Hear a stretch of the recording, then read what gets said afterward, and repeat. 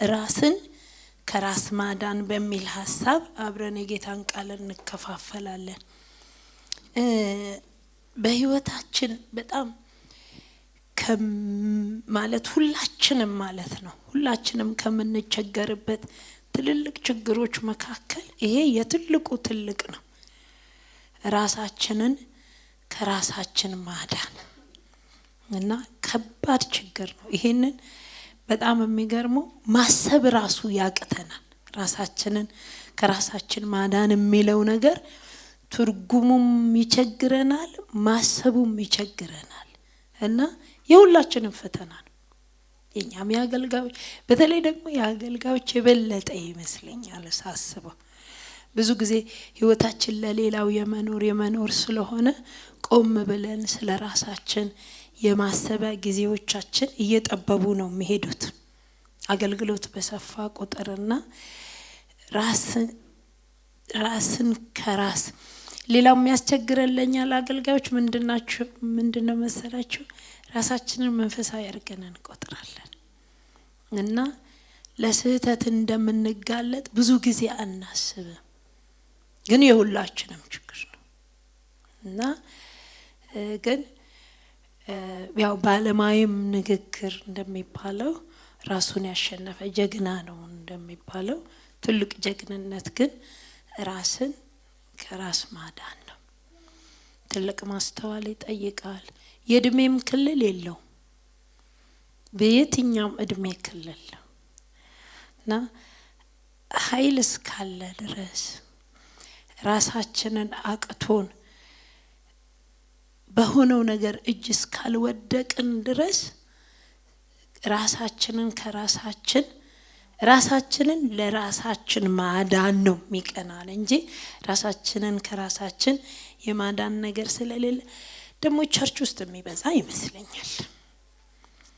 ያው ቸርች ውስጥ የሚበዛበት ቅድም እንዳልኳችሁ መንፈሳዊነቱ ስለሚያጠቃን ሁሉ ጊዜ ይሄ መንፈሳዊ ደመና ውስጥ ስላለን ራሳችንን ቆም ብለን የማየት ነገር የለንም እና ቸርች ሲመጣ ሁሉ ሰው ሁሉን የሚያውቅ ይመስለዋል። እንደምታውቁ ሁላችንም መጽሐፍ ቅዱስን ብቻ ሳይሆን ከሐኪሞች ከዋልን አሁን እንደኔ ከሆናችሁ አሁን አንዳንድ ጊዜ ስታዩኝ ሐኪም የሆን ሁሉ ሊመስላችሁ ይችላል። ማታውቁኝ ከሆነ እንደ ሐኪም ማወራው ብዙ ነገር አለ ካሳለፍኩት ነገር የተነሳ ነው። ግን እንደውም አንድ ቀን ዶክተር ሰለሞን ነረንተን መድኃኒት ይሻላል አልኩትና ረፍ ያወቅን ነው የሚመስለን። ባይገርማችሁ እኩያነትም ስላለ ይመስለኛል ሁሉ ወንድምና እህት ስለምንሆን ሁሉን እንደምናውቅ ስሜት ይሰማናል። ሚዛኑን ካልጠበቀ ትልልቅ ስህተት ውስጥ እንገባለን ማለት ነው። አገልጋይና ተገልጋይም እንደዚህ መጽሐፉ አንድ ስለሆነ አንድ መጽሐፍ ስለምናነብ ልሳኑም ጸሎቱም አንድ ስለሆነ እና ግን በጣም አሁን ጸሎት ላይ እኛ በጣም ብዙ እያለን ያለነው ምን እያለን ያለነው ከትልቁ ጠላት ራሳችን ነን እያለን ነው። ጥሩ ነው ባይገርማችሁ። እሱን ነገር ካሰብን በጣም ጨዋና ቀጥ ያለን በጣም ከሰይጣን የምናመልጥ ነው የምንሆነው። ሰይጣን ብዙ ሰዎችን በብዙ መልኩ ያጣና የገዛ እጃቸውን ይዞ ነው የሚደበድባቸው እና ከሱ እንድናለን እና ራስን ከራስ ማዳን በሚል ርዕስ ነው የምናየው። ብዙ ጊዜ ሰው ራሱን ከእግዚአብሔር ይጠብቃል። ታውቃላችሁ ኢዮብ 1:1 ላይ ብታነቡ ቶሎ 1:1 እና 1:5 ብታነቡ እንዴት ኢዮብ ራሱን ከእግዚአብሔር እንደጠበቀ ታያላችሁ። ኦጽ በሚባል ሀገር ስሙ ኢዮብ የተባለ አንድ ሰው ነበረ። ያም ሰው ፍጹምና ቅን እግዚአብሔርንም የሚፈራ ከክፋትም የራቀ ነበር። 1:5 የግብዣውም ቀኖች ባለፉ ጊዜ ኢዮብ ምናልባት ልጆቼ በድለው እግዚአብሔርንም በልባቸው ሰድበው ይሆናል ብሎ ይልክና ይቀድሳቸው ነበር። ኢዮብም ማልዶ ተነሳ፣ እንደ ቁጥራቸውም ሁሉ የሚቃጠል መስዋዕት አቀረበ ይላል። ኢዮብ ራሱን ከእግዚአብሔር ነው ቤቱን የከለለው ማለት በዓል በየቤታቸው ይደረጋል፣ ንብረቱ አለ፣ በጣም ባለ ሀብት ነው በአሁኑ ቋንቋ እና ልጆቹ በዓል ባደረጉ ቁጥር ምናልባት ጥጋብ ስሜት የሀብታም ልጅ ነኝ የሚል ስሜት እንዳይኖራቸው ምን ጎድሎኝ ነው እንዳ ፍሪዳ ይታረድ ነበርና ወንድምና እህት አንዱ ቤት ሄደ 10 ናቸው ደግሞ አስቡ ሲበዛ ምናምን ደስ ነው ይኬዳል ምናምን የጥጋብ ስሜቱን ለመቆጣጠር በእግዚአብሔር ፊት የበደል መስዋዕት ያቀርብ ነበር። ስለ ኢዮብ ሲነገር ጻድቅ እና ቅን ሰው ነው የሚለው እና ጻድቅ ሰው ነው ቅን ሰው ነው እግዚአብሔር ብቻ አንተ አዝነህ በልጆቼ ላይ ራሱን ጠብቋል ማለት ነው። ራሱን እንደጠበቀ ባይገርማችሁ በኋላ ላይ መጽሐፉ ላይ ታነባላችሁ። በቃ እኔ ደሃ ላይ አንድ ቀን ኮርቻ ያውቃለሁ፣ ልቤ ኮርቶ ያውቃል። ሁሌ ደሃ አባት የሚያነሳቸው ሀሳቦች አሉና ግን ልጆቹን ፈራ እና ልጆቹን ፈርቶ ይሰዋ ነበር። ምን እንዳይሆን እግዚአብሔር ተቆጥቶ አንድ ቀን ወደ ቤቱ ችግር እንዳያመጣ ይጠብቅ ነበር። ምን ልል ፈልጌ ነው? ሰው ራሱን ከእግዚአብሔር መጠበቅ በእንደዚህ አይነት መልኩም ይችላል። በንስሐ ምናምን እግዚአብሔር አይታወቅም። ሰው ነኝና ቀኑን ሙሉ ሳይ ስሰማ ሳወራ ሳስብ ምናምን ይቅርታ አድርግል አልጠበቅንም፣ ራሳችንን እንጠብቃለን። እንደገና ከሰይጣንም ሰው ራሱን ይጠብቃል አለ መሰለኝ። ከዛ ልታታልለኝ ነበር ምናምን ሙሉ ቀን እንላለን። ከሰው ከክፉ ሰዎች ወረረረረ ብለንም እንጠበቃለን። እነኚህን ሁሉ ትልልቅ ፈተና አልፈን የቱ ጋር መሰላችሁ የምንወድቀው? እኛ ጋር ስንደርስ ብዙዎቻችን ፈተና ወድቀናል። በጣም ብዙዎቻችን ፈተና ወድቀናል። አሁን የስካውን ወደቅንበትን ፈተና እንተውና ከዛሬ በኋላ ግን ፈተና ለማለፍ ነው እግዚአብሔር የሆነ ጣልቃ ሊገባ። ብዙ ሰው ጠዋት ስንጸልይ ነበር ከራሱ ጋር ተማክሮ ራሱን እስር ቤት ውስጥ ከተተ። የጠላት እስር ቤት፣ የሰው የኃጢአት እስር ቤት። መጽሐፍ ቅዱሳችን ምሳሌ 25 ቁጥር 28 እንደዚህ ይላል። እሱንም እናነባለን። ቅጥር እንደሌላት እንደፈረሰች ከተማ መንፈሱን የማይከለክል ሰው እንዲሁ ነው። መንፈሱን የማይከለክል ማለት ራሱን የማይጠብቅ ማለት ነው። የሚገርማችሁ ነገር ምን እንደሌላት ከተማ ማለት ምን ማለት መሰለ? ከተማ በድሮ ጊዜ በቅጥር ነው የሚጠበቀው።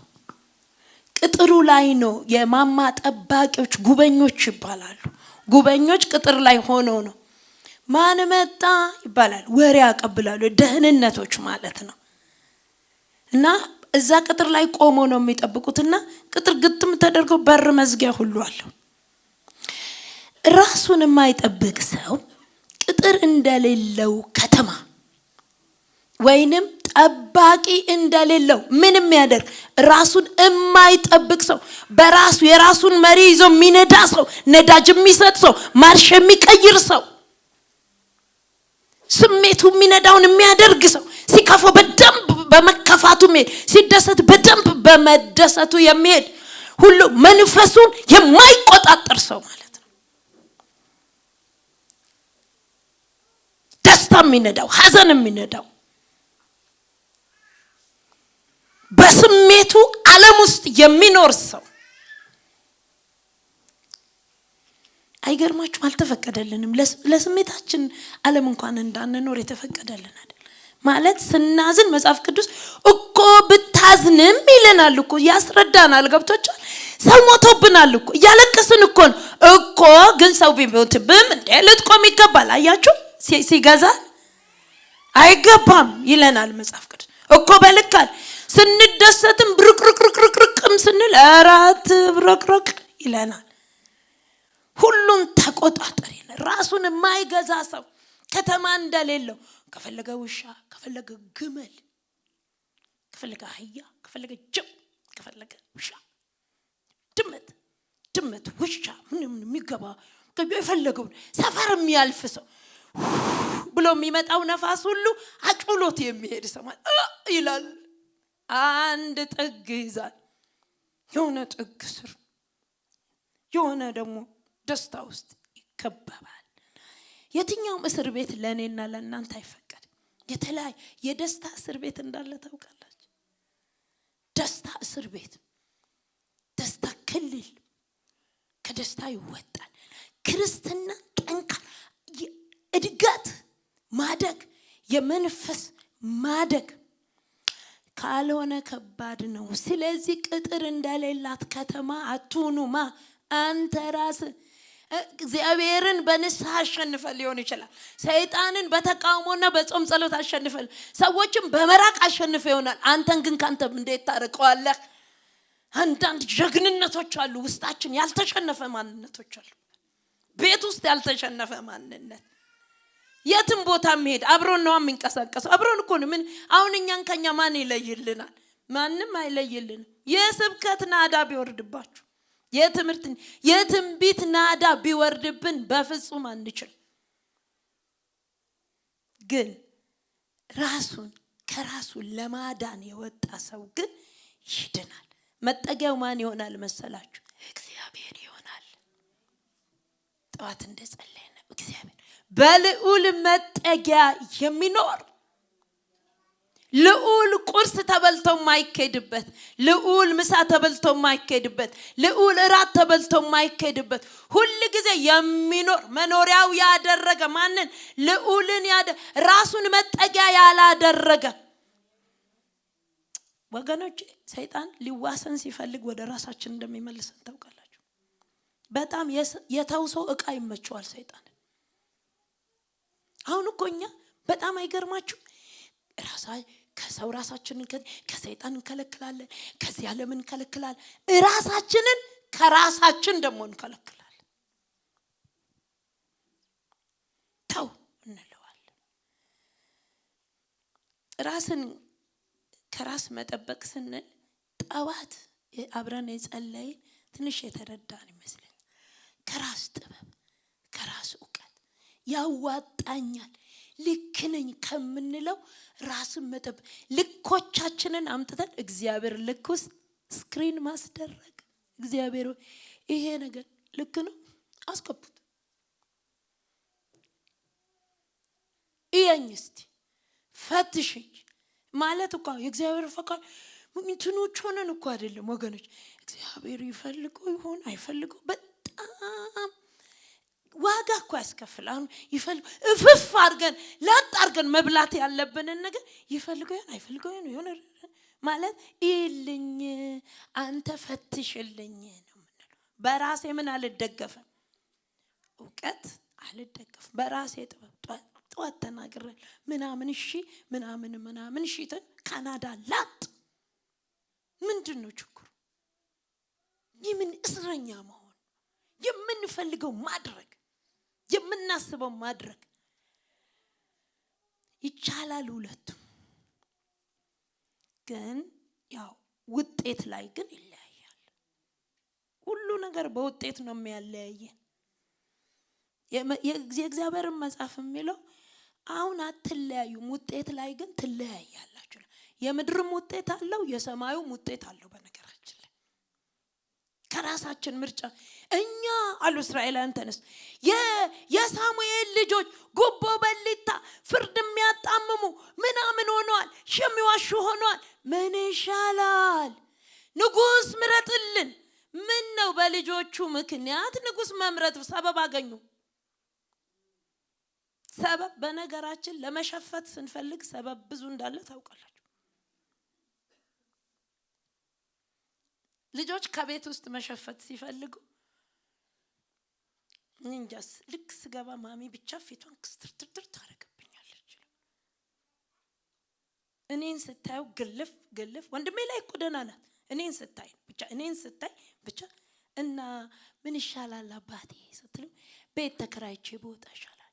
ውጣ፣ እዛ ወጥተህ ትጠጣለህ፣ ታጨሳለህ፣ ትቀያየራለህ ሁሉንም ነገር።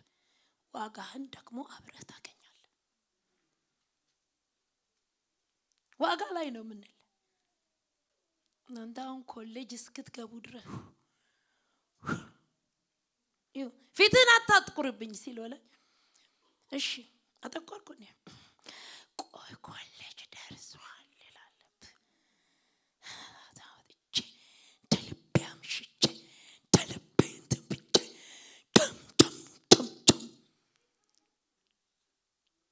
ታገኘዋለህ።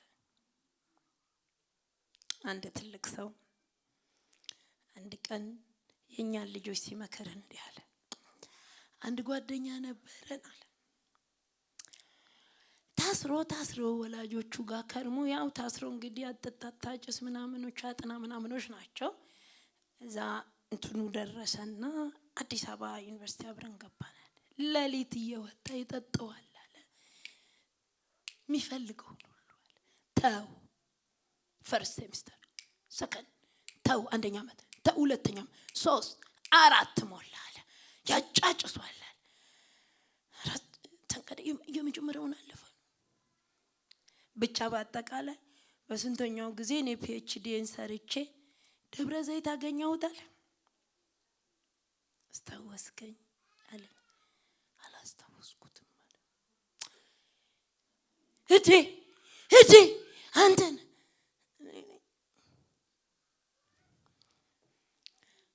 እና አሁን እኔ ነኝ የምረዳው አለ። ቆርቆሮ በቆርቆሮ ቤት ውስጥ ሲኖር ነው የማገኘው አለ። ራስን ለራስ መምከር ከሱ እግዚአብሔር እንዲያድነን ጧት ይጸልይ።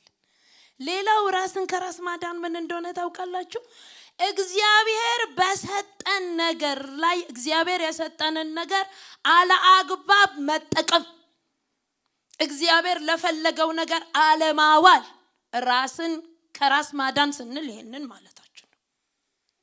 ከራስ ምክር መዳን፣ ከራስ ዕውቀት መዳን፣ እንደገና እግዚአብሔር የሰጠንን ነገር እዩ። ዳዊት በገና ይመታ ነበረ። በገናው የታደረሰው ብትሉ ቤተ መንግስት መግባቱን ተው፣ ሰይጣን አባራሪ ነው ያደረገው። የበገና አቅሙ የበገና ችሎታው ሰይጣን የሚያሳድድ ልጅ ነው የሆነው። አያችሁ? ሁሉ ጊዜ ዳዊት ፈቃዱ ነው የሚመራው፣ የእግዚአብሔር ፈቃድ ነው የሚመራው። አሁን እኮ ራሴን ችያለሁ። ምንድነው ሁሉ ጊዜ ደህንነት ተማሪ ነኝ እንደ ቸርች ስትሆኑ ሁሉ ጊዜ ደቀ መዝሙር ተማሪ ነኝ። አንዳንድ ነገር እኮ በራሴ ማሰብና መወሰን አለብኝ። ይቻላል። ወላጅም ጋር ማለት ይቻላል፣ ዘመድም ጋር ማለት ምናምን ይቻላል። ግን ማሰብ ነው፣ አርቆ ማሰብ እና ራስን ከራስ ማዳን ስንል ይሄንንም ነው የምናስበው። ምን እግዚአብሔር የሰጠንን አቅም፣ ዕውቀት፣ ስልጣን፣ ጸጋ፣ አገልግሎት ለራስ ጥቅም አለማወል። እድሜ፣ ቤተሰብ፣ ልጆች ለራስ ጥቅም አለማዋል ማለት ልጆች አሁን ለራስ ጥቅም ይዋው ልጆችን በራሳችን መስመር መርተን የኛ በቀልተኛ የኛ ደመላሾች እንዲሆኑ ማድረግ ይቻላል። ከሱ መጠበቅ፣ ራስን ከራስ መጠበቅ፣ ከሱ መጠበቅ። አሜን። ሌላው ሶስተኛው የሚገርማችሁ ነገር ራስን መጠበቅ ስንል ምን ማለታችን መሰላችሁ? እግዚአብሔር በሰጠን ነገር ደግሞ ታቢዮ ነገሩን ለራስ ማዋል ማለት ነው። ለራስ ማዋል ያኛው ታቢዮ ይሄኛው ታቢዮ አይደለም እኮ ፍላጎትን ማሟያ ነው። እኔ ሁለተኛ ላይ ተናገርኩት። አንዱ ራስን መጠበቅ ከራስ ዕውቀት ከራስ ጥበብ ነው አይደል? ሌላኛው ያልኩት እግዚአብሔር በሰጠን ነገር የራሳችንን ፍላጎት ማሟያ ማድረግ። እነማን እንደሆኑ አብረን እናያለን። እነዚህ ሶስቱም ላይ ያሉትን ሰዎች ነው የምናነሳው። የሚገርማችሁ ነገር ዕብራውያን 12 ላይ ኤሳው ራሱን ከራሱ እንዳልጠበቀ ይናገራል። እናንተ አንብቡት፣ እኔ ቶሎ እንዲሄድላችሁ ከ15 እስከ 16 ብታነቡ ኤሳው ምናውቀው ታሪክ ስለሆነ አሁን ማነሳቸው በሙሉ ራሱን ከራሱ መጠበቅ አልቻለም፣ ማዳን አልቻለም። ምን ይላል መሰላችሁ? የዚህ ዓለም ነገር ውስጡ ተደብቆ ነበረ ነው የሚለው። አያችሁ? እኛ ምግቧን ነው የምናየው። የእግዚአብሔር መጽሐፍ ግን ሲነግረን በፊቱኑ ልጁ ቤት ውስጥ ባለ ምግብ የተሸነፈ ሳይሆን ዓለም ውስጡ ነበረች። ይህንን ዓለም ይወድ ነበር፣ አድናቂ ነበር። ማንን? የዚህ ዓለም አድናቂ ነበር፣ ግል ነበር ዓለምን አይቶ። ስለዚህ ያ ፍላጎት አንድ ቀን በረሃብ ተገለጠ ይላል።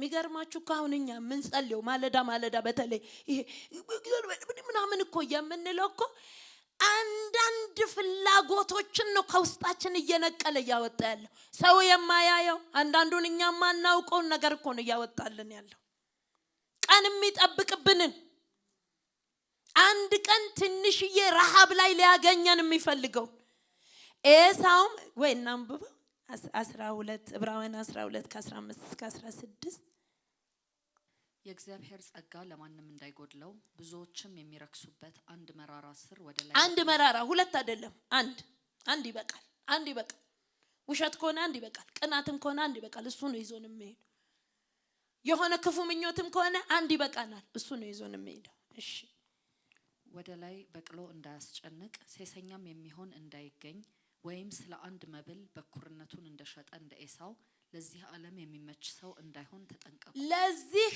ዓለም የሚመች ሰው እንዳይሆን ከናንተ መካከል አንድ ችግር ቢኖር አስወግዱት አታቅልሉት በህይወታችን ውስጥ ያሉትን አንድ ችግር አናቅልለው እኛ በቀደም ደህንነት ስንማር ኃጢያት ቀላል እንዳይደላየን እዩ ሁለት ሰዎች ኃጢያት ሰርተው ዓለምን በሙሉ ይዘው ወደቁ ይላል እንደዛ እኮ ነው የሚለው ዓለም በሙሉ መሬት ወደቀች ውሃ ወደቀ አይደል እንዴ ምን ያልወደቀ ነገር አለ ለዛውም አንድ ሰው አንዲት ሴት ናት ችግር ያመጣው በሷ ምክንያት ዓለምና ሞላው በሙሉ በእኔና በእናንተ ምክንያት ቸርች በሙሉ ትወድቃለች ቤተሰብ በሙሉ ይወድቃል አይገርማችሁ አሁን ምን የራሱ ጉዳይ ነው ምን የራሷ ጉዳይ ነው የሚባል ነገር የቤተሰብ ውድቀት የቤተሰብ መነሳት ምክንያት አንድ ግለሰብ ሁሌ አብርሃምን እንደምናነሳው ሁሌ ሙሴን እንደምናነሳው ሁሌ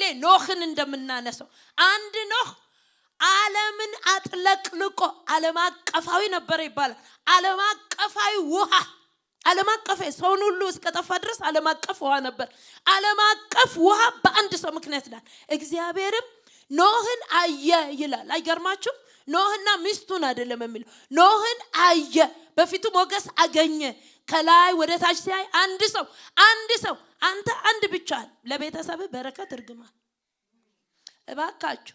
እባካችሁ እንደ ግለሰብ አታስቡ እንደ ሀገር አስቡ እንደ ፋሚሊ አስቡ ስትወስኑ ተጠንቀቁ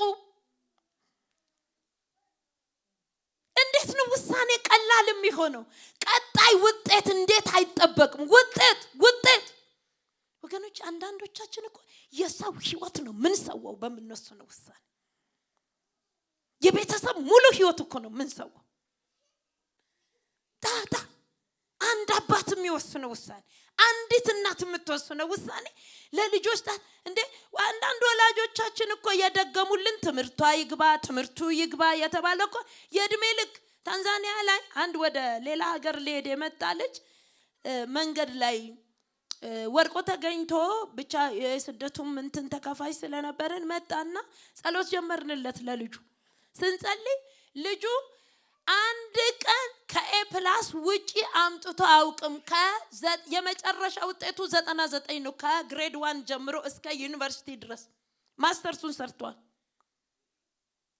ታሪኩን ሲነግረን አባቴ ነው አለ አስደግመውልኝ ነው አለ ተሸንፎ አውቅ ግን እስረኛ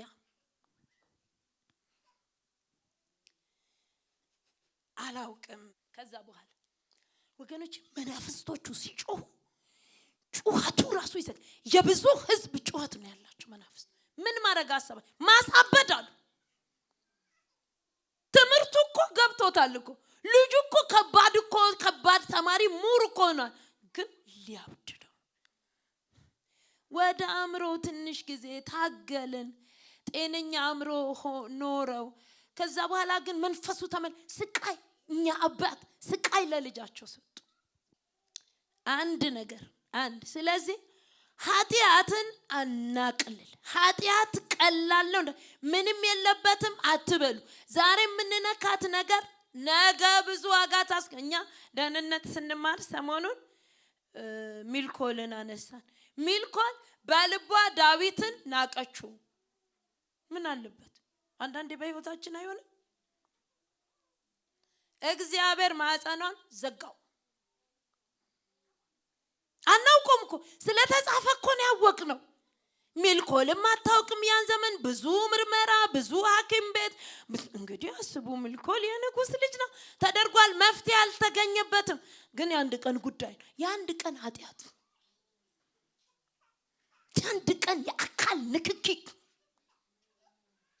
ስለማይመስላችሁ ነው ወጣቶች።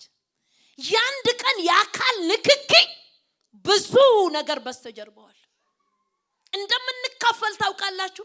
የዝሙትን ኃጢአት መንፈስ ቅዱስ ለምን አጥብቆ እንደሚቃወም ታውቃላችሁ። አካላዊ ንክኪ ስናረግ የምንካፈላቸው መንፈሳዊ ዓለሞች አሉ። ለምታገቡት ሚስትና ባል ጸልዩ። ከምን ጋር እንደታሰሩና እወቁ። ይሄንን እወቁ። ምታገቡ እወቁ። ሰብራችሁ ግቡ።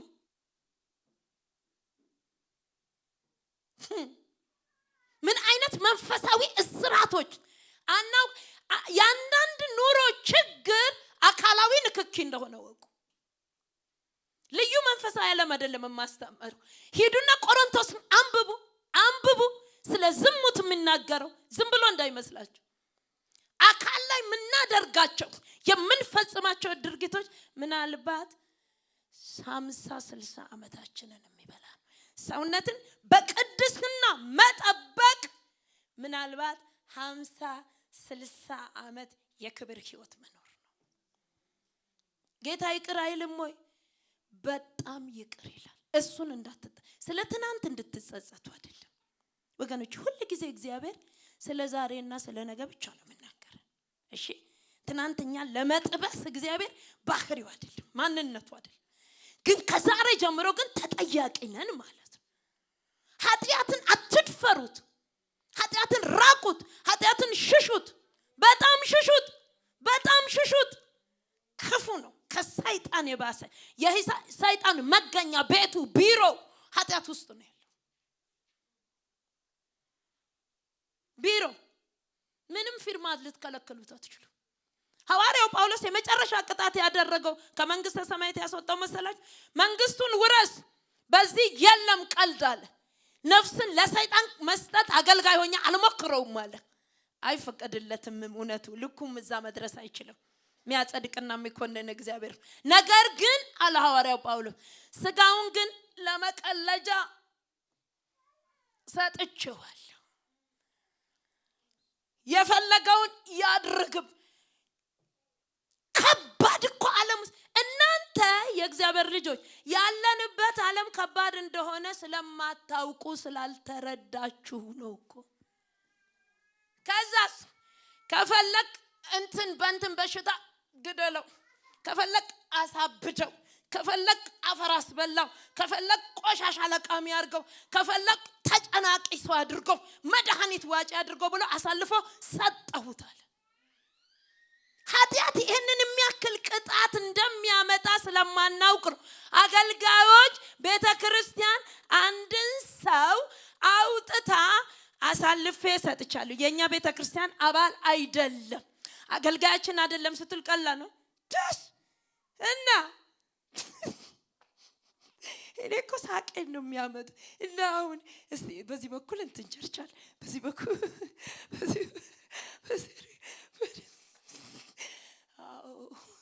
እንደዛ መስሏችኋል? አይደለም ጉዳዩ፣ የኛም ጉዳይ አይደለም። እኛን ላወራችሁ አይደለም።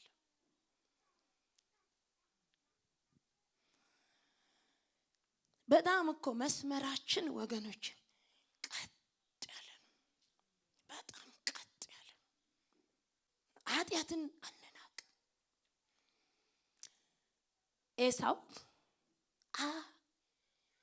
ከዚህ ዓለም የሚመች ሰው ነበርና አንድ ቀን በራበው ጊዜ ለራሱ መጠንቀቅ አቃተው። ሳምሶን እናንተ አንብቡት፣ አናንበው። መሳፍንት 16 ከቁጥር 1 ጀምራችሁ ስለ ሳምሶን ብታነቡ ወደ ጋዛ ሄደ። ሳምሶን ለብዙ ድል ወደ ጋዛ ሄዶ ነበር። ለብዙ ድል፣ ለብዙ ማሸነፍ። ሳምሶን ጋዛ ሲገባ እግሩ ሁሉ ማን ነው የማያውቁ ያ ሳምሶን ነው እንደ የሚባል ሰው አንድ ቀን ግን አገኘ ይላል። እና የሳምሶን ድካም ይታወቃል። አላወራው ይታወቃል። ሳምሶን ይደጋግመዋል ነው ማለት። ለምን መሰላችሁ የሚደጋግሙ? ምንም አይሆንም። ከዛ እዛ ጋር እንትን ብሎ እዚህ ጋር መጣ በልሳን ቆመን ሁላችንም እንጸልያለን።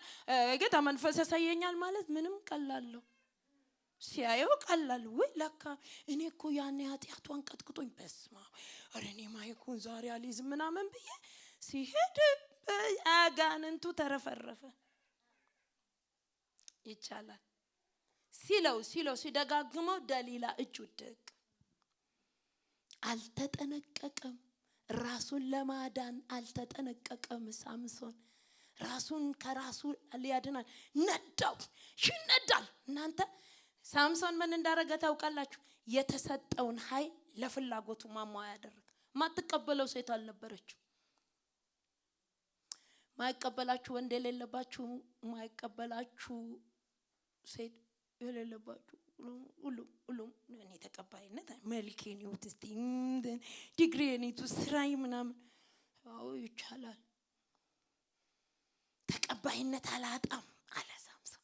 ስለዚህ ፍላጎቱን ለማላ የትም በደረሰበት የፈለገውን ፍላጎቱን ያሟላ ነበር፣ ያደርግ ነበር።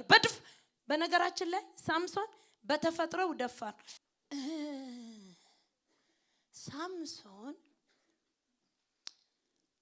ወገኖች ኃይል ሲኖረን ብዙ እንፍራ። አቅም ሲኖረን ብዙ እንፍራ። ማንን እንፍራ መሰላችሁ? ከሰውም ከእግዚአብሔርም ከጠላትም በላይ ራሳችንን እንፍራ።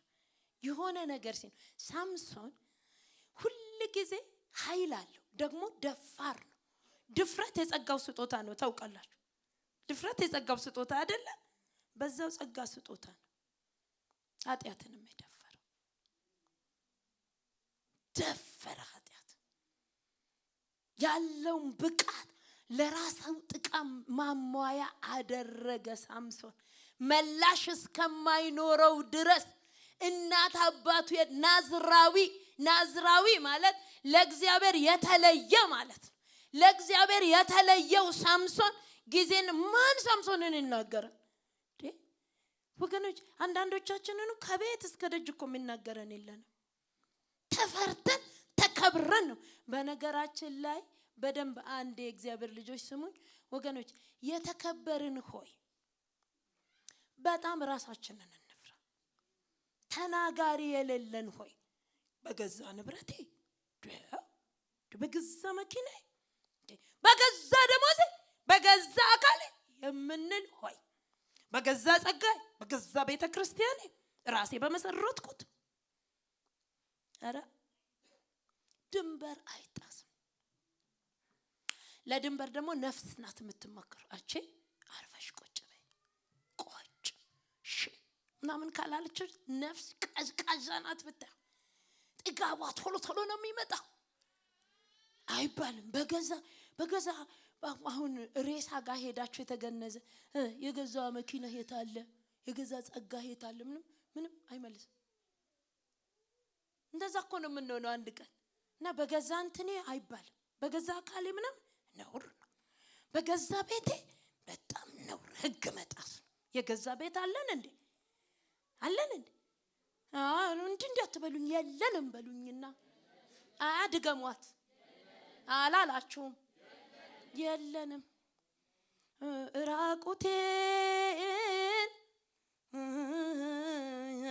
ራቁቴን ሄዳለሁ በየቀኑ ማሰብ ነው የሚሻለን። እንደሱ ነው የሚሻለው አይባልም። ነውር ነው። የእግዚአብሔር ጨዋ እግዚአብሔር ያስተማረው ሰው በገዛ ንብረቴ፣ በገዛ ቤቴ፣ በገዛ ቁንጅናዬ፣ በገዛ ሱቄ፣ በገዛ ትምህርቴ፣ በገዛ ልጆቼ፣ በገዛ ባሌ አይበልም። የገዛ የለው ሁሉም የእግዚአብሔር ነው።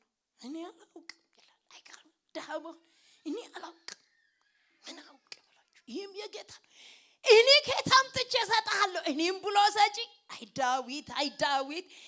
ዳዊት ከታም ጥቼ እኔ እረኛው ዳዊት ወርቅ በኪሎ ነው የተመዘነው ወርቆች ብሮች በኪሎ እኮ ነው እየመዘነ እንካ ለእግዚአብሔር ቤት ቆም ብሎ አየህ ለእግዚአብሔር ቤት ማደርገው እግዚአብሔር እኔ ባልኖረው ጉዱ ይፈላበት ነበር ኬታባት ያመጣል ወርቁና ብሩን አንዳንድ ሰዎች ተለምነኝ ያለምንም ከራሴ ያፈስ ከታም ጥቼ ነው እግዚአብሔር ወይ ከታም ጥቼ ብለህ ነው ያው አንተ ነገር ከራስ ኪስ ሰጠ አውጥተ ደግሞ ትንፋሽ የሚያንተ ነው እንካ በጣም በአክብሮት እንካ እግዚአብሔር ቆሞ አራ ጨብጭቡ አያችሁት ዳዊት ጻፈለት እኮ እግዚአብሔርን የሚፈሩ እርስ በርስ ቁጭ ብሎ ተነጋገሩ ምን ነበረ ወሬው ከቅዠት ዳነው ወሬ አረ እግዚአብሔርን ብንፈራ ይሻል ካህንንትናም ኃጢአቱን ጨለጠው እዝጊዮ እኛ ምን አገባን እኛ ግን ፈርተነው ማን ነው አለ አንዱን መልአክ ጻፍልኝ ስማቸውን ዝርዝሩን ጻፍልኝ ምን ልታደርግ ነው በመሰራበት ዘመን እድሜ ሰጥቻቸው እነኚህን ሰዎች አሁን መሰራበት ዘመን አይደለም ቤተ መቅደሱን መዘጋበት ዘመን ነው ሚልክያስን ሄዳችሁ አንብቡ መዘጋበት ዘመን ነው ደጀን ራሴ ነኝ መዘጋው ግን በመሰራበት ዘመን እነዚህ ገንዘቦቼ ይሆናሉ ስም ዝርዝር ቁጥር 1 እንትና 2 እያላችሁ ጻፉልኝ እና ሳምሶን ደፋር ነበር ይላል እና ራሱን ከራሱ መጠበቃል ነዳው ኃይሉ ነዳው ጸጋው ነዳው ስጦታው ነዳው በእጁ ያለው በልቡ ያለው በጉልበቱ ያለው በእጁ ያለው ሳምሶን እንደዚህ ነው የሚለው ሰው ሁሉ የሚደነግጡ የትኛዋን ሚስት ነው የምፈልገው ይላል ልጁ ቆሞ ሁሉ ቀን ከልጅነቱ ጀምሮ ሚስት መራጭ ነው በጣም የትኛዋ ትሻለኝ ይላል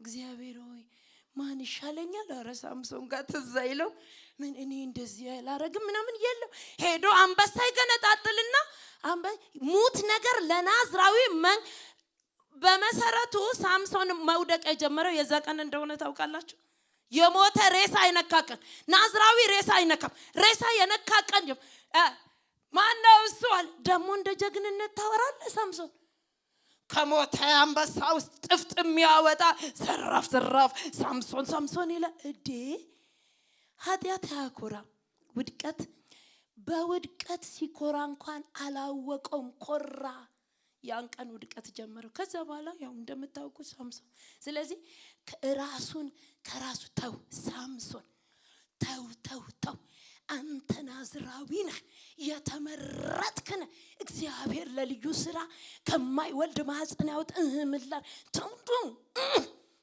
ጋዛ ፍልስጤም ጠብቅ ከፍልስጤም አትቀላቀል ምላር ራስን ግዛ ኤፌሶን 5:22 ላይ የመንፈስ ቅዱስ ፍሬ ይልና ራስን መግዛት ይላል የመንፈስ ቅዱስ ያለው ነው ራስን መልቀቅ ማለት ነው እንግዲህ ራስን መልቀቅ እኔ ነፃነቴን ጥብቅ አድርግ ኢየሱስ ጌታ ነፃ ምን በወጣኝ እንደዚህ አይነት ጭንቅንቅ ያለ ላይፍ በሙሉ እናቴ ሲያሳድጉኝ አባቴ በጣም እንትኖች ነበሩና ሲያሳድጉኝ በጣም በቃ በእንትን ነው ያሳድጉኝ በጣም ጨዋ ፋሚሊ ነበሩ እና እንዴት ነው ሲያሳድጉኝ ነፃነቴን ጠብቄ እንድኖር ነው ያደረገኝ አዎ እሳቸው ልክ ናቸው ግን እዚህ ጋር የመጣንበት መንግስቱ ነው የሚሰበስበን ገብቶቻል መንግስቱ እንትን አደረገ እንደዚህ እኮ ነው እየተሰበሰብን እኮ ነው የምንሄድ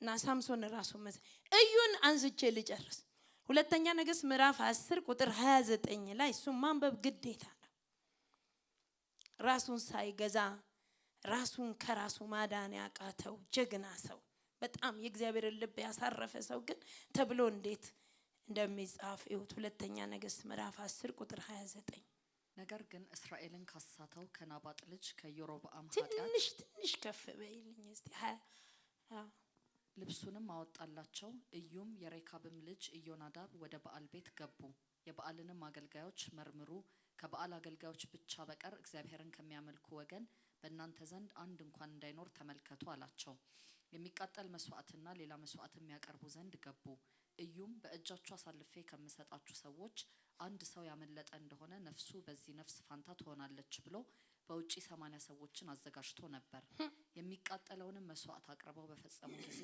እዩ ዘበኞቹንና አለቆቹን ግቡና ግደሏቸው፣ አንድ ማይወጣ አላቸው። በሰይፍም ስለት ገደሏቸው። ዘበኞችና አለቆችም ወደ ውጭ ጣሏቸው። ወደ በዓልም ቤት ከተማ ሄዱ። ከበዓልም ቤት ሐውልቶችን አወጡ፣ አቃጠሏቸውም። የበዓልን ሐውልት ቀጠቀጡ፣ የበዓልንም ቤት አፈረሱ። እስከ ዛሬም ድረስ የውዳቂ መጣያ አደረጉት። እንዲሁም እዩ በዓልን ከእስራኤል አጠፋ።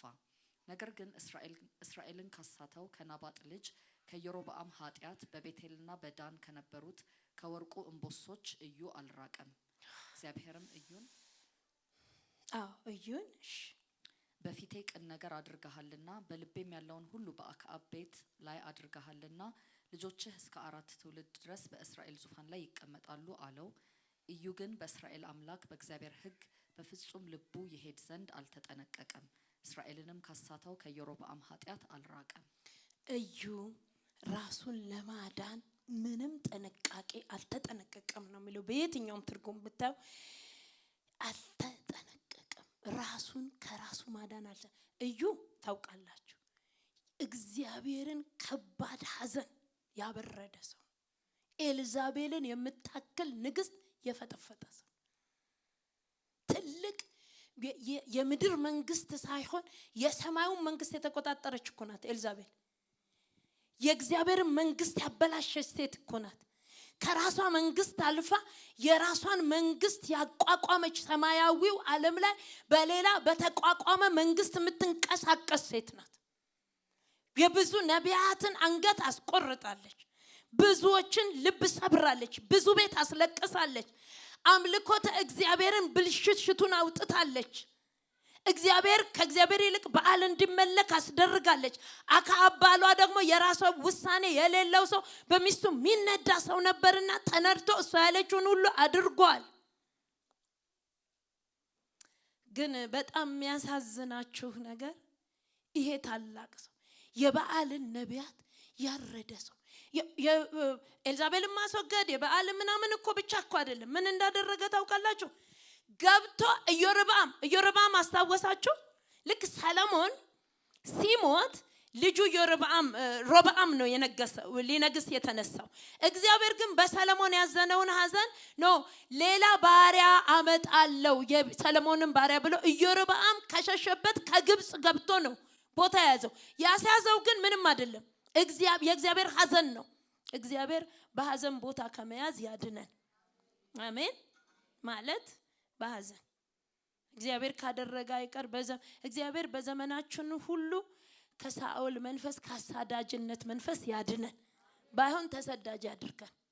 አሜን። አይሻልም? እና በሐዘን የመጣ ሰው ነው። ግን መጣና ምዕራፍ 12 26 ጀምራችሁ አንብቡ ሰዓቴን እንድቆጥብ። ምን እንዳረገ ኢዮርብዓም ታውቃላችሁ? እግዚአብሔር በሰጠው መንግስት የሰጠውን መንግስት ሲያበላሽ ታገኛላችሁ። ምን አለ? ወደ ቤቴል ይሄዱ ስለነበረ ኢዮርብዓም ሁለት ነገድ አይደለ ለሮብዓም የቀረው? ታሪኩ ድንግርግር ባይላችሁ ብታውቁት ደስ ይለኛል። 2 ነገድ ብቻ ቀረና 10 ነገድ ነው ቆርሶ የወሰደው መንግስት የከፈለው እግዚአብሔርን 10 ነገድ። 10 ነገድ ላይ ሲያስበው ቤቴል እየሄዱ ሁሉ ቀን በአመት አንዴ መስዋዕት የሚሰው እግዚአብሔርን የሚያመልኩ ከሆነ መንግስቱ ላይ ቅነሳ ሊደረግ ነው። ስልጣን ላይ አጠያያቂ ነገር ሊመጣ ይችላል። ስለዚህ ስልጣኔ ከሚቀር ብሎ በዳንና በቤቴል ጣዖት አቆመ ይላል። ከዛ የወርቅ ጥጃ ነው ያቆመው። ከዛ ምን አለ መሰላችሁ? ቆማችሁ እስራኤል ሆይ አቤት፣ በየአመቱ ቤቴል የምትሄዱት ነገር ይቅር፣ እኔ እዚህ መስገጃ አዘጋጅቻችኋለሁ። እስራኤል ለመስገድ ምንም ችግር የለበትም፣ ብቻ የሆነ አምላክ ወጣና በቤቴልና በዳን ጥጃ አቆመ። ምን ለማድረግ? የስልጣን ዘመኑን ለማቆየት። ለምን ምን እንደምናደርግ ለምን ምን እንደምንናገር እሱ ብቻ ነው የሚያውቀው። ስለተጻፈልን ያወቅነው ሲፈተሽ ይሄ እዚህ መጽሐፉ ላይ ያለው በሙሉ ተፈትሾ ያለፈ ነው። በነገራችን ላይ ለዚህ ያደረገ ይላል።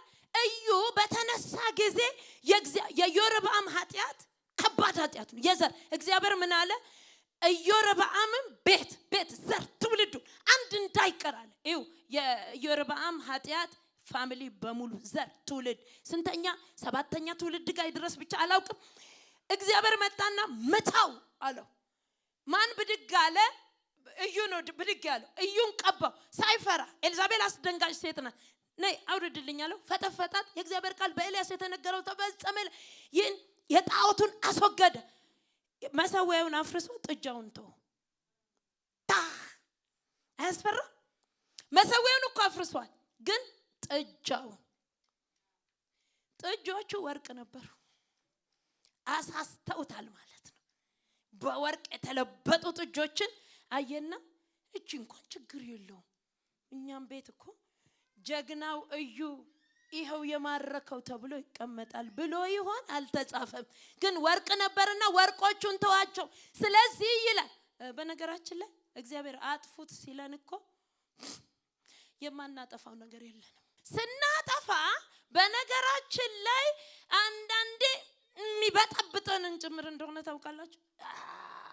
ኑሯችንን ያናጋል። ይሄንማ ዶክመንት ስንል ነው እያልን ነው። በቃ አልበላም ነው፣ አልጠጣም ነው። እሺ ቆይ ከዚህኛው ቆርሰን ቀንሰን ጨው ጨምረን አይ ግን አልበላም፣ የእርሶን ምግብ አልበላም ድርቅ ደረቅ። አልተጠነቀቀም። ታላቅ ሰው የእግዚአብሔር አገልጋዮች እኔም ነፍሴ ተስማ ብዙ ድሎች አድርገን ብዙ ማሸነፍ አሸንፈን ባንጠነቀቅ ለነጋችን ችግር ማስቀ ሁሌ አማኝ ይጠነቀቃል። ብዙ ድል አለው። ብዙ እርምጃው እኮ ጥሩ እኮ እየሄደ ነው፣ ግን ይጠነቀቃል። መቼ ዛሬም ይጠነቀቃል። ነገም ከማን ነው ከራሱ። ሰይጣንንማ ተቃውሞታል እንደ እግዚአብሔርንማ በንስሐ አምልጧል። እንደ ከሰዎች ክፋትማ አምልጧል። እኔ ስብስብ ብዬ ጌታዬን አምልኬ ይቻላል። ከራስ ምኞት ከራስ ፈቃድ እዩ አልተጠነቀቀም። የመጨረሻውን ጥንቃቄ ልንገራችሁና ልጨርስ። ብዙ አሉ ግን ሰዓት ሄዱ። ሉቃስ 4 እናውጣ። እቺን ነግራችሁ የተጠነቀቀ ያልተጠነቀቀ አይደለ፣ የተጠነቀቀ ጀግና ምሳሌያችን ፈለጉን ተከተሉ የተባለ እንደኔና እንደናንተ ሰው የሆነ ኢየሱስ ክርስቶስ። ሃሌሉያ። በጣም ስለምንወደው አይደለም፣ በነገራችን ላይ እንድንወደው ያደረገው ህይወቱን አይደል እንዴ? ምንም አካሄዱ እንጂ እኮ ምንም ወይኔ ካልወደድኩ ደግሞ ምናምን ብለን እኮ አይደለም። ስራው ነው ያስወደደን፣ ህይወቱ ነው ያስወደደን። ህይወቱ ስንል የሰማይ ህይወቱ አይደለም። እኔ ያስወደደኝ የምድር ህይወቱ ነው። ምድር ላይ የኖረው ይሄንንም ምናምን እያልኩ የተደነቅኩበት መሪዬ፣ አለቃዬ፣ እማላፍርበት በየትኛውም ሁኔታ ማያሳፍር በጣም ትልቅ ረጅም ንጉስና አክሊል የደፋ ዓለምን ስለሚገዛ አይደለም። እኔ መሬት ላይ ሆኖ በኖረበት ዘመን የኖረው ህይወቱ ገዝቶኛል። ስሙ ይባረክ። ሉቃስ 4:3 እናነባለን። ዲያብሎስም የእግዚአብሔር ልጅ ከሆንክ ይህን ድንጋይ እንጀራ ሁን ብለህ እዘዝ አለው። ኢየሱስም ሰው በእግዚአብሔር ቃል ሁሉ እንጂ በእንጀራ ብቻ አይኖርም ተብሎ ተጽፏል ብሎ መለሰለት። ዲያብሎስ መጥቶ ያለው ምን እንደሆነ ታውቃላችሁ? አንተ ሰው ብቻ እንዳልሆንክ ግለጥ አለው። ሰው መለኮት ነህ። መለኮታዊ ኃይልህን ተጠቀምበት። ምን ለማድረግ? ለችግር አቋራጭ መንገድ አለው። ርቦሃል? አውርቦኝ። ታዲያ ከራበ ሰው እኮ ብዙ ጊዜ የወደቀው ችግር ላይ የወደቀው ምን መሰለ? አይኑን እንደኔ ያርገበገበ ምን መሰለ? ማድረግ ስለማይችል ነው። ማድረግ ቢችል ኖሮ እኮ አንተ ሁሉ በእጅህ ነው አለው። አቋርጥ የእግዚአብሔርን ሐሳብ። ተሸንፈን ሁላችንም እንቀር ነበር። አቋርጥ። እዚህ ጋር ቆም በል። ለእንጀራ ባሪያ ሁን። ተገዛ። ሁሉን የገዛ እንጀራ ነው። ተገዛ አለው። ቆም አለና ኢየሱስ ስጋን ስታውቅ በእንጀራ ነው ውድቀቱ። ከመጀመሪያው የሚበላ ነገር ነው የጣለው። የሚበላ ነገር ነው የሚያጓጓው። የሚበላ ነገር ነው መንገድ ያሳተው። እና በሚበላ ብቻ ሳይሆን ሌላ የሚበላ አለ። ስጋውን የሚያስታግስበት፣ ረሃቡን የሚያስታግስበት፣ ፍላጎቱን የሚያስታግስበት አንድ አቅም አለ። የእግዚአብሔር ቃል። ሃሌሉያ።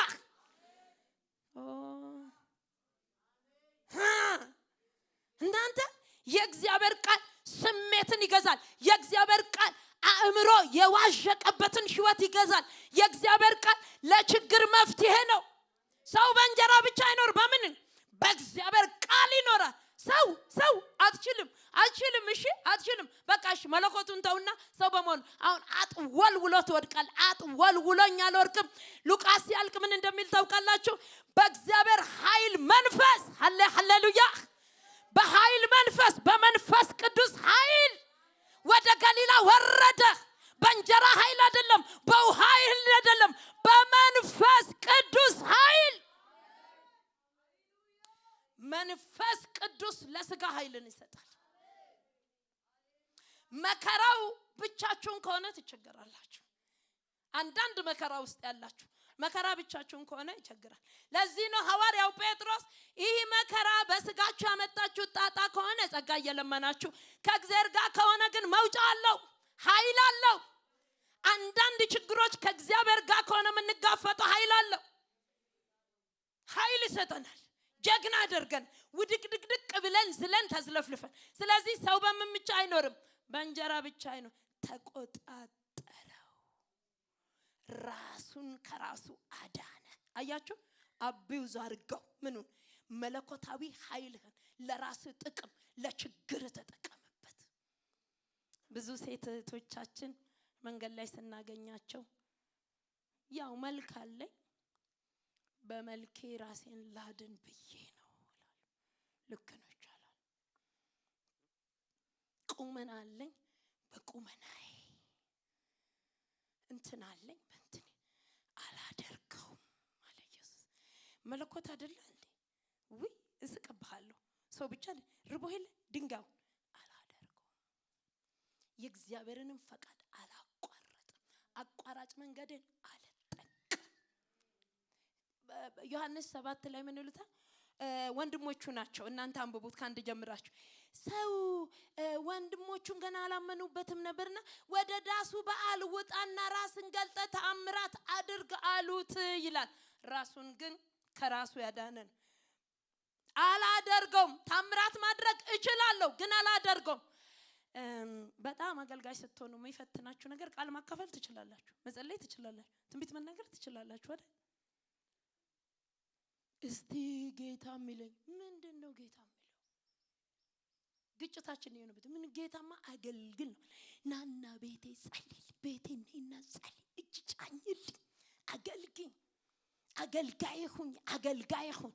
አይ ጌታ የሚለውን ሰምቼ ተጠቀም፣ እጠቅምሻለሁ እንባላለን። ብታዩ ከኛ ጎን ብትቆሙ ብዙ ኑሯችሁን እንለውጣለን እንባላለን። ካላልን ክፍት ነው ብታዩ በሩ። እዛም እዚህም ነው የምንጠራው ብታዩ። ሀገሩ ሁሉ ሀገራት ሁሉ ቪዛዎች ሁሉ አሉ ብታዩ። የእውነት ነው የምንነግራችሁ። እኛ ቸርች ብትመጡ፣ እኛ ሀገር ብትመጡ እንዲህ አይነት ቦታ ይቀርብልናል ግብዣ በየአይነቱ። ጅላጅል ሆነን አይደለም፣ አእምሮ ቢስ ሆነን አይደለም።